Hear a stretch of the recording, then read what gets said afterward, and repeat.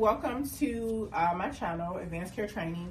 And so today we are going to perform a venipuncture using a straight multi-sample needle. In another video, you will also see a butterfly or wing set draw, as well as capillary poke. So we'll do all three of those, and a syringe draw and syringe transfer as well.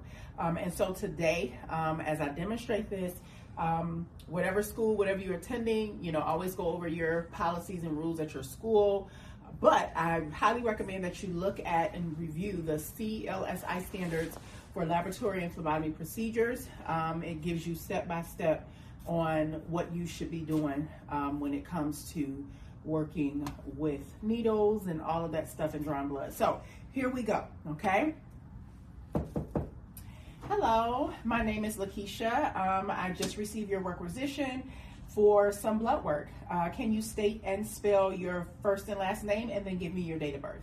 Yes, my name is John Handy, John, Handy, Handy, June 2nd, 1968. Okay, thank you very much, Mr. Handy. And it looks like today we'll be drawing a basic metabolic panel as well as a CBC with an auto diff. Okay, Thank you. all right, so we're gonna go ahead and get started. If you wanna see my supplies that I have here, I have a tourniquet, which is a one-time use, okay? I just happen to have, this is what we use in class, but my evacuated tube set already comes connected, okay? So that's just what we purchased in class. But if you needed to actually get it separated, we have this set up as well, okay? So whichever one you are familiar with, okay? All right, so I'm gonna clean my hands here. I also have gauze. I like to get multiple ones just in case we have an issue with bleeding. I have several alcohol pads. I have my hand sanitizer because I'm going to clean my hands, which I'm doing now. And as I'm talking, I'm allowing it to dry.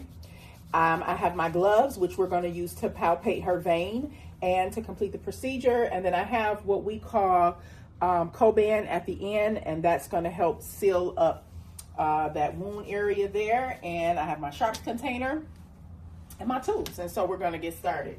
So like I said, we have basic metabolic panel and a CBC. So that's going to be for us, our gold top tube and our lavender tube. And you want to make sure that you are familiar with the order of draw when you are drawing blood, okay?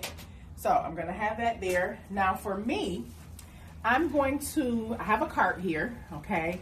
I'm just going to bring this way because whenever you're drawing blood, your dominant hand is what's going to poke your patient. Your non-dominant is what's going to grab what you need, okay? So you want to make sure that the materials you're going to be grabbing is going to be on the opposite side of what you're doing here. So your non-dominant hand is going to be the one that's going to do the transferring of the tubes, the inverting, and all of that. But my dominant hand is going to remain right here with this needle inside of her vein, okay? So I've washed my hands. I'm gonna go ahead and put on my gloves.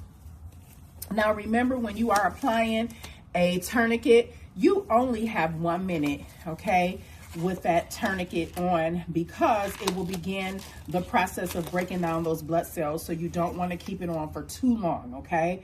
And so I have my tourniquet. I'm going to go ahead and just get my items set up here. So we open that up there. Again, it's already connected. I make sure, and it's connected really good, okay? So that's going to go there. I'm going to make sure my alcohol prep is ready, okay?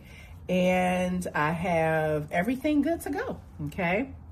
All right, so we're gonna start with placing the tourniquet on, and we're gonna go about 3 to 4 inches above the antecubital fossa, which is the fold or crease of the arm, or right at the elbow.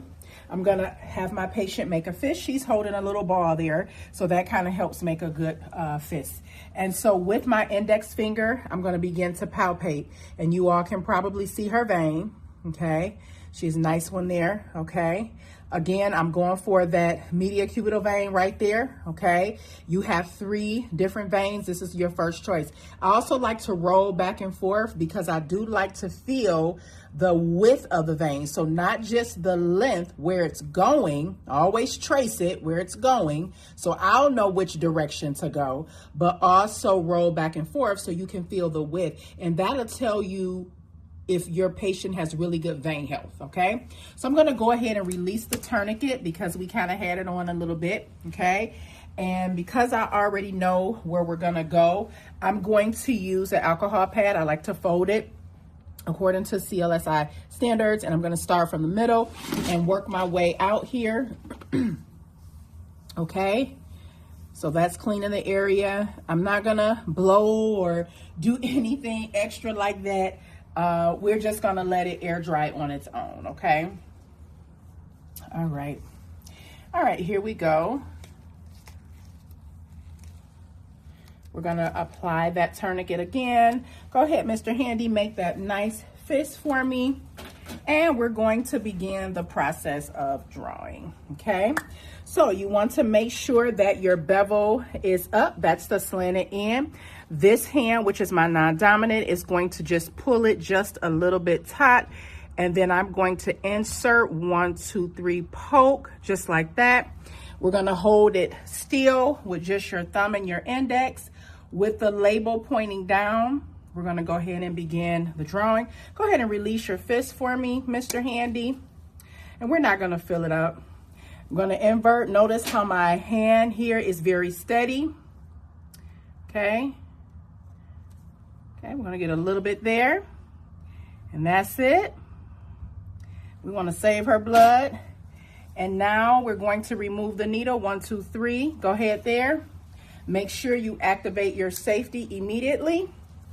And you're going to dispose of it, okay? While she's holding that, most of the time I'm preparing my labels and I'm putting them on my tubes so I can make sure that name, birth date, medical record number, everything is here.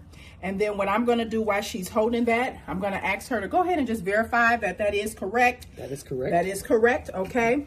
I'm gonna place this here because sometimes we may have to spin down the blood or allow it to clot or put it on ice or whatever the policy is for what particular test that she had.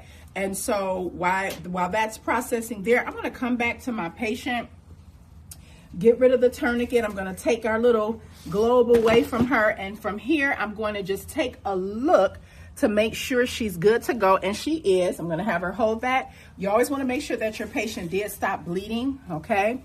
And I'm going to apply the Coban here. Make sure she's taped up pretty good. Rip it, and this is what I like about Coban. It just kind of lays over just like that, okay? And then I'm going to remove my gloves according to infection control standards, glove to glove and scan to scan there. And then from there, I'm going to wash my hands and I'm gonna thank my patient. Thank you very much for allowing me to draw your blood. If you have any questions, you can contact your provider. Thank you. All right, and that is it.